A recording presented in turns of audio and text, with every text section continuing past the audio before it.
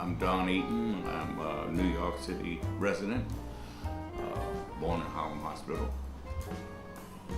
Well, when I was a kid coming up, I really had no idea what I really wanted to be.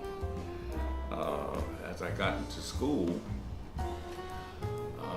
I attended public school, and I was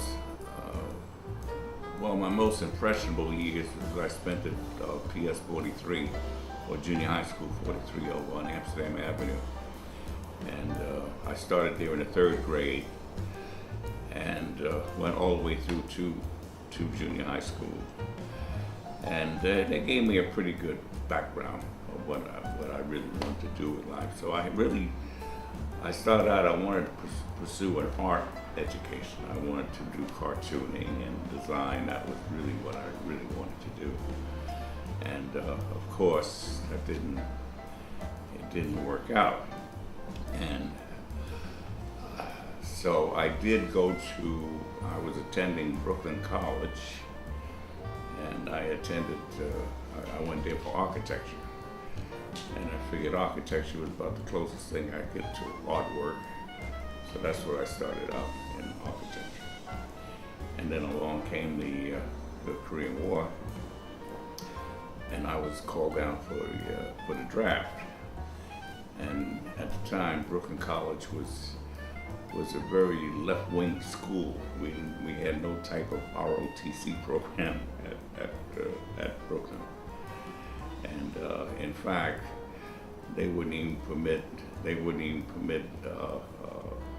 people to come on the campus to recruit for the military. So when I went down to Whitehall Street, the sergeant told me, he said, "Son," it was 1952. He said, "Son, you have 6 months to make up your mind." He said, "Because we're coming for you." And he said, "And Korea is hot. And I can guarantee you that that's where you're going." So he said, "But you got a 6-month window of what branch of service you think you would like to enlist in, because you are 1A. So with that, I thought about it, and I looked at the Air Force. I felt that the Air Force was the lesser of the evils. So I went into, and plus the Air Force was the first integrated unit at the time. Although when Truman signed the law in '48 to integrate the services, a lot of the services still wasn't integrated, because the Army, I mean, you had the 92nd Division where you had like 1 million black GIs. So how do you integrate 1 million black GIs into a white society? So the Air Force, when it broke away from the Air Corps, it was really an integrated unit. So it was a good shot, and it was truly integrated. We had we slept in the same barracks. There was no separate situations. So then they had a cadet program that I was interested in going into, but because of my vision, I couldn't make the Air Cadet program. But I had a pretty good mechanical aptitude, so they sent me to A&E school, Aircraft and Engine School, which I went to in Texas. I was there for 6 months. Completing that, then I was sent to specialist school in Chinook Field. And then after that, I was shipped to Korea. And I was assigned to the 17th Bomb Wing, which I found out later that was the very same bomb wing that Colonel Doolittle was a part of in World War II when they bombed Japan off an aircraft carrier. So here I was in a famous outfit, and it was funny when I got off the plane. We flew in from Yokohama. Flew in, and we flew into Korea. There was I think it was about 30 of us on board. We flew into K9, Busan. And there were 2 blacks on the plane, me and one other fella. And he was a medic. And so when we landed, at the time the war was still on. So you didn't go home until your replacement came. So of course we had this big reception of guys meeting us, welcome us to K9 because they were hoping we're there to replace them. And so one of the guys asked a fellow in front of me, he says, fellow by the name of Felon Fritz, by the way, but no relation to Felon Fritz in New York with the same name. And they asked him what outfit was he going to. So he said he was a medic. And at that time, the Air Force there wasn't too many blacks in medics or in the technical end of the Air Force. So then they asked me, well, where am I going? Who am I? Where am I going? So I told them I was assigned to the 17th Bomb Wing. And the guy looked at me and said, 17th Bomb Wing? I said, yeah, 95th Bomb Squadron. So one of the guys turned around and said, man, they ain't got no brothers in the bomb wing. So here I am in Korea. And I got up to the squadron, and I found out later in the wing that we had 3 bomb squadrons, 95th, 34th, and 37th. And out of the entire wing, I would say there's about 400 guys. Out of 400, there were 10 blacks in the whole wing. And I was one of them in the 95th. Plus, I went over as an aircraft instrument repairman, and then later became a flight engineer. I turned out I was the only aircraft instrument repairman on the entire base. And just coming out of tech school, and we were assigned to light bombers, which was a B-26 Invader. All my experience was working on mock-ups in a classroom. And I had this young fellow who I replaced, a nice guy from Kansas. We had 18 airplanes. And he told me, he was a real nice guy, he told me, he says, this plane does this plane does that. 2 weeks, he was gone. So here I am with 18 airplanes to service, to take care of. And I did a lot of homework. I did a lot of reading. But I got through that, and it was a good experience for me. And I eventually got on flying status because we had a shortage of flight engineers at the time. In fact, my commanding officer, when I was getting ready to rotate back home, they were just starting the Air Force Academy.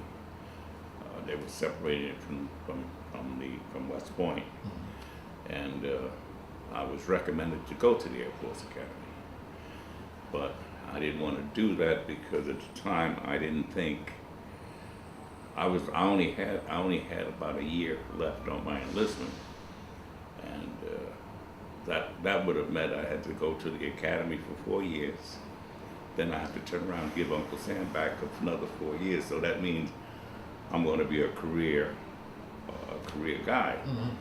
And at that time, I didn't think I wanted to be a career guy in the Air Force, which later on I kind of regretted it maybe. But of course, they told me that the Air Force was changing, and there was a lot of opportunities for us.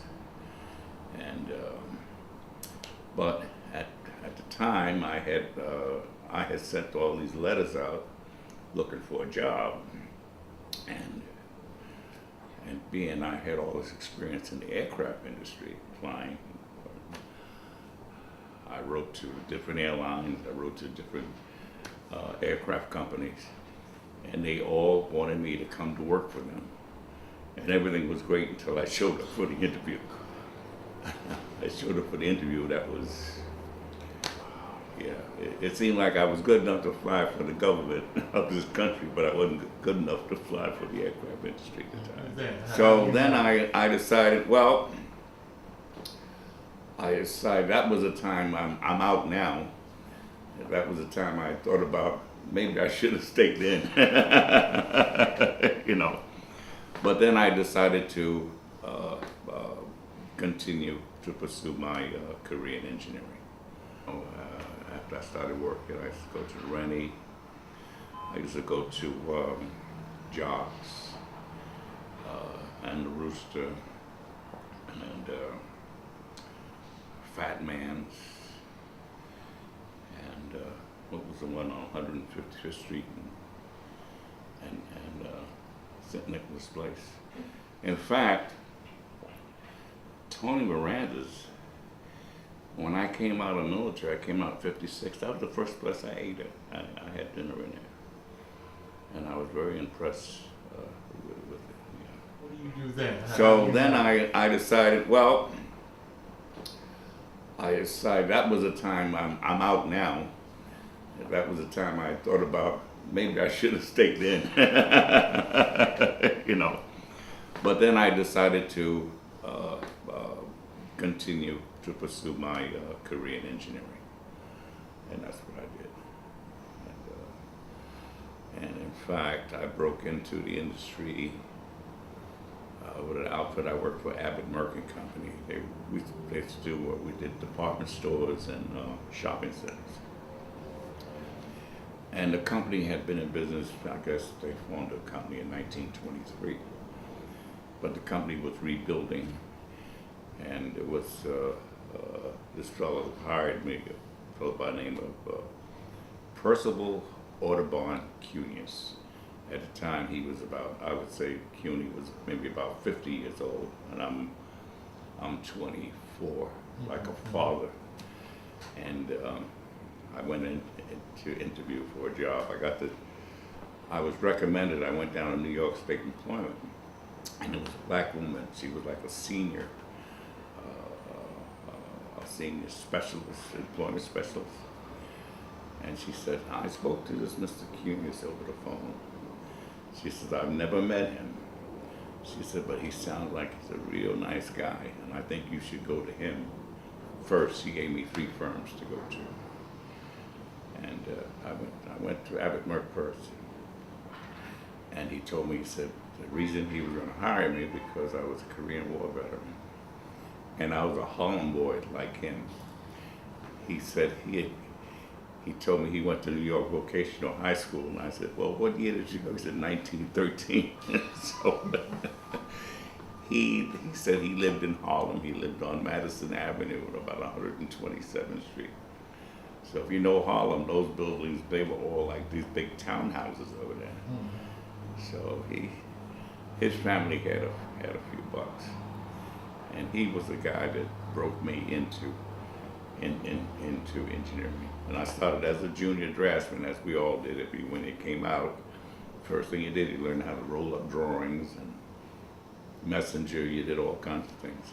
And I stayed with that company for 11 years. And then I left and came back. But that was my experience. Mm-hmm. And I didn't realize at the time how tough it was in engineering for jobs either. But he had sort of opened the door to me. And then I met other architects and engineers as I got into the business. A lot of guys came into the business in the late, maybe like in the 60s, mid 60s. I had already been in the business. And so I sort of got in on the ground floor. I got in before it was kind of integrated. We had one other black fellow in the company, a fellow named Tom Jett. He was an architect. It was just he and I in the company at the time. So that started. And being at the company was retooling, and we were getting all this department store work. I got involved with the Garden State Shopping Center over in Jersey, in Paramus, New Jersey. That was the biggest job we had in the office. It was remember we had three major department stores. So I got all my training through Abbott Merck.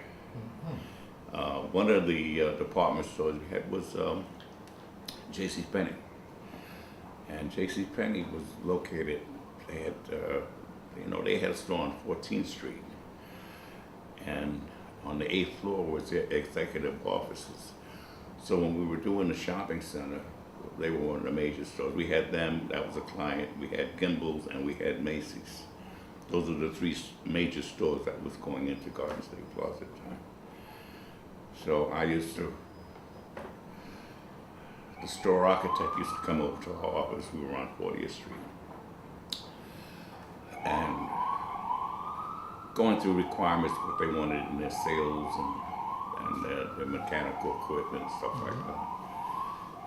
So, it's a funny story. One day, he called me up. He said, Don, he said, could you come? He said, I can't come over to your office today. Can you come over by my office? And I said, sure. So we had some stuff we had to go over. So I went to his office. First time I had walked into the executive offices. And like I said, it was on the 8th floor. When I got off the elevator, this receptionist, when I went to ask for this guy, the receptionist said to me, she said, all deliveries are made through the mail room. So I told her who I was. And this young lady, she turned all kinds of shades because she used to speak to me over the phone, but she never knew I was black. And when she met me in person, she was embarrassed.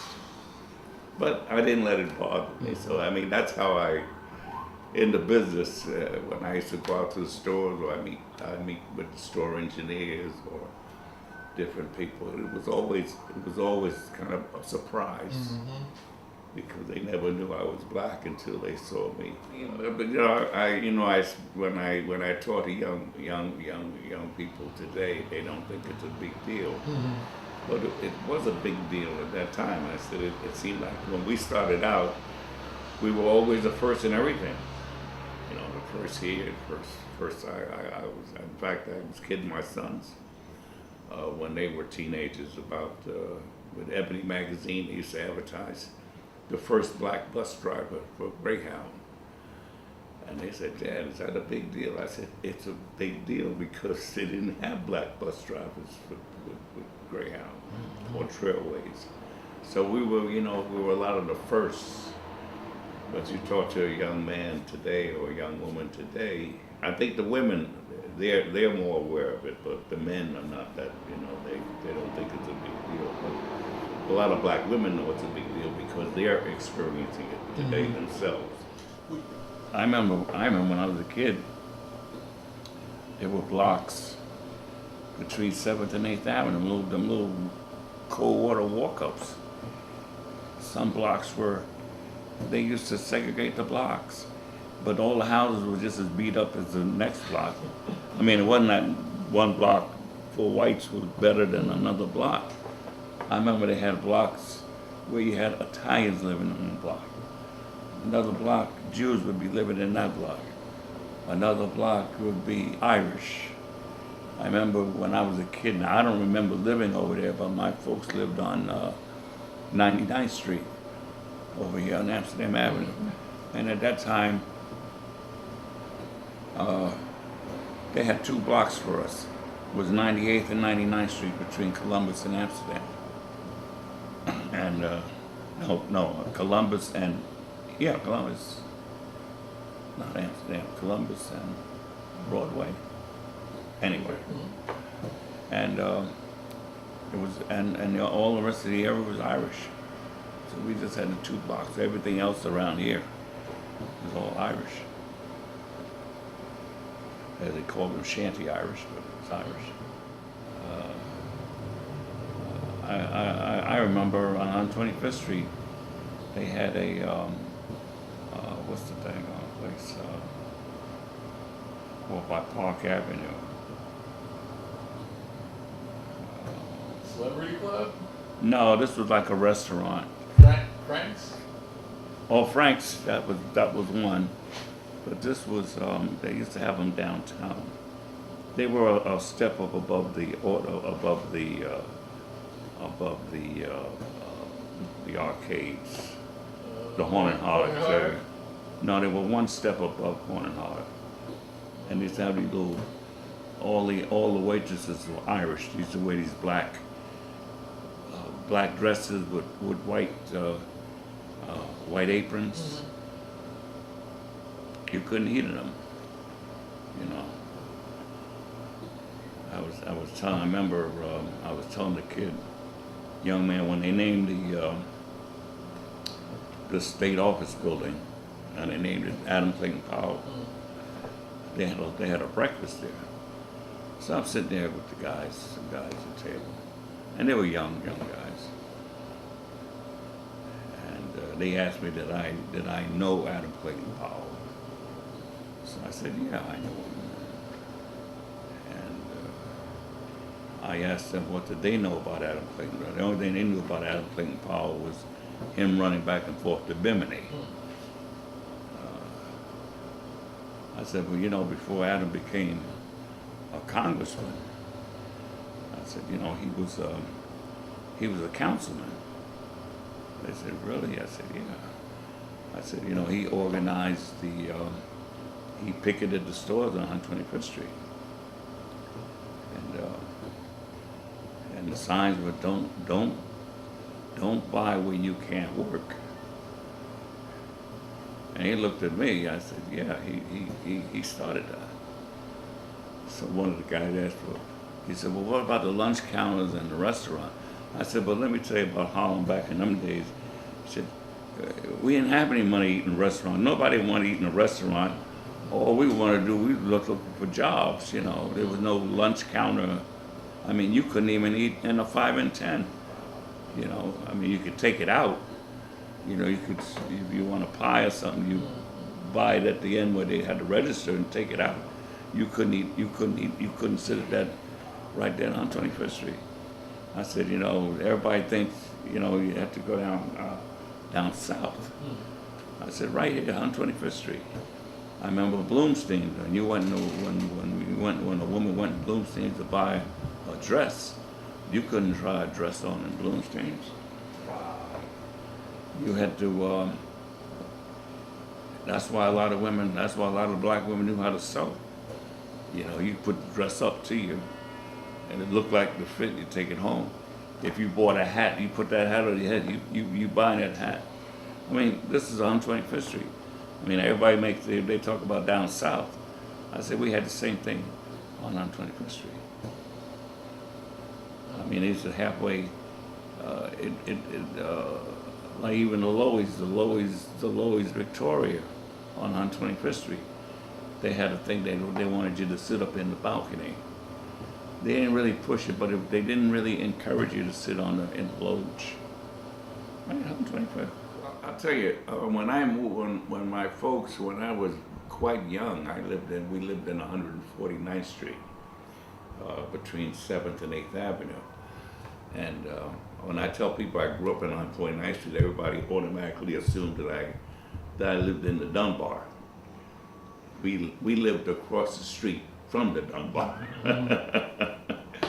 And the Dunbar was a very impressive place. You know, they had the swings, and I used to play in there. And I remember one morning, I think it was on a Sunday, I'll never forget, I was over there playing in the Dunbar, in the swings. And this kid that lived in there, he asked me my name and who I was and where I lived. And I was maybe about 5, 6 years old. And my mother and father, they always taught us the first thing when you go out on your own, to know where you live, know your address, you know. So I was very proud that I said I live in 220 West 149th Street, which was across the street from the Dunbar. Mm-hmm. And the kid said to me, he says, you can't play here because you live in the slums. Well, I went back in the house, I was crying. My father was a waiter. He was working out at Bethpage. and he did not have a car, so that meant he had to take the subway to 34th Street, then get on Long Island Railroad to ride out to Bethpage, where they would pick these guys up at the end of the line and drive them to the hotel, to the restaurants. And I never forgot it. I used to kid him about it years later. He was shaving about 10 o'clock in the morning. He's got to be out there by 2 o'clock, so you know how early he has to start. So I came in crying. I said, Dad, do we live in the slums? And I remember him saying to my mother, he said, Seal, get this boy out of my face. I thought I would die. But at the time, you know, I was just a kid, so I said, wow. And we laughed about that years later. So when we moved from Convent, we moved from on 49th Street, and for a brief time we lived on Edgecombe Avenue, which was on 42nd Street, which is the house in the square. And, every time I walk by there, I think about it. It was the first time I ever lived in a building with an elevator. And I think at the time, my mother's sister, she was going with a guy at the time, and they got married. And Roy moved. They got an apartment in this building, and we moved in. My family moved in with them. So we had an elevator building. I mean, we were moving up. And that lasted for a while, and we moved to Convent Avenue. And Convent Avenue, that's what I lived right there at 129th Street in Convent Avenue. And we moved there in 1942. And what was unique about that neighborhood was it was all Irish, and the neighborhood was changing. PS 43, which was located at 129th and Amsterdam Avenue, that was predominantly a white school. So it wasn't too many of us going to school, going from, I had attended PS 5 and PS 90 in West Harlem. When I went to PS 43, I couldn't believe the difference. We had books. The books that we had. It wasn't a whole lot of pictures in them. They had art rooms, and they even had a shop, wood shop. They had a kitchen for cooking. They taught cooking, and this was and an auditorium. And we had 2 gyms up there. We had a gym on the 3rd floor for the boys, and a gym for the girls. 2 gyms in a junior high school.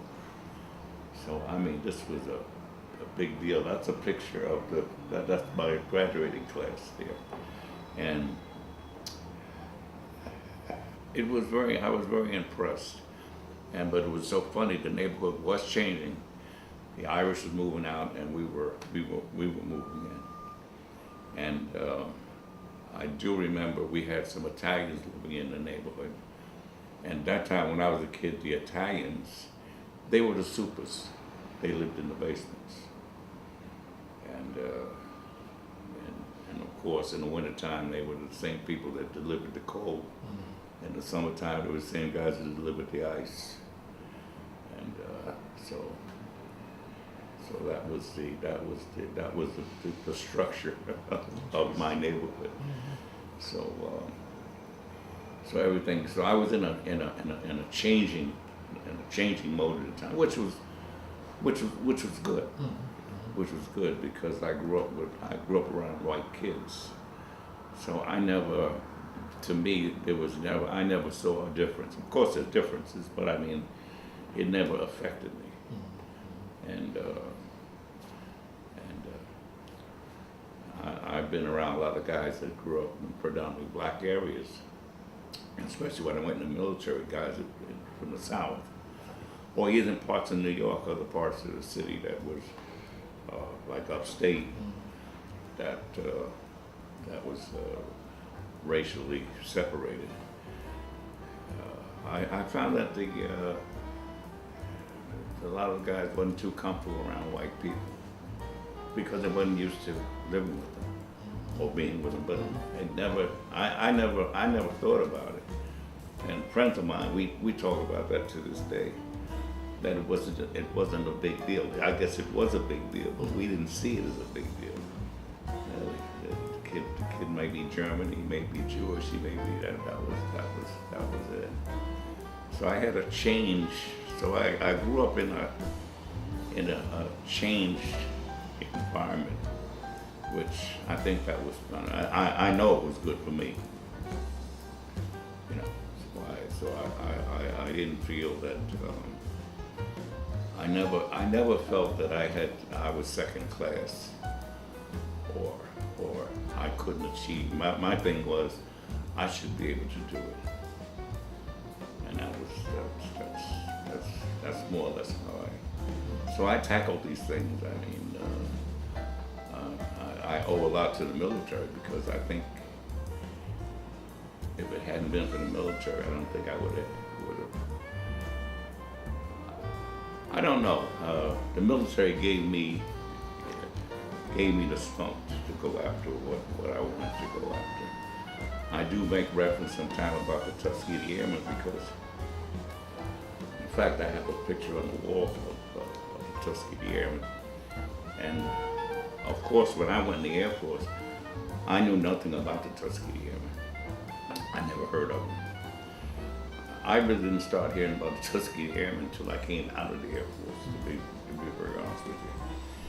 But the Tuskegee Airmen made it possible for guys like me that came 10 years later to go into the aircraft maintenance. So they opened the door. They opened the door for us. So that's I believe. So I have a very high regard for them. For these guys, and I knew a few of them in New York. They're all dying out. Roscoe's still left. Lee Archer was a good friend of mine. He passed a few years ago. So I think that kind of put me on the road to what I really wanted to do.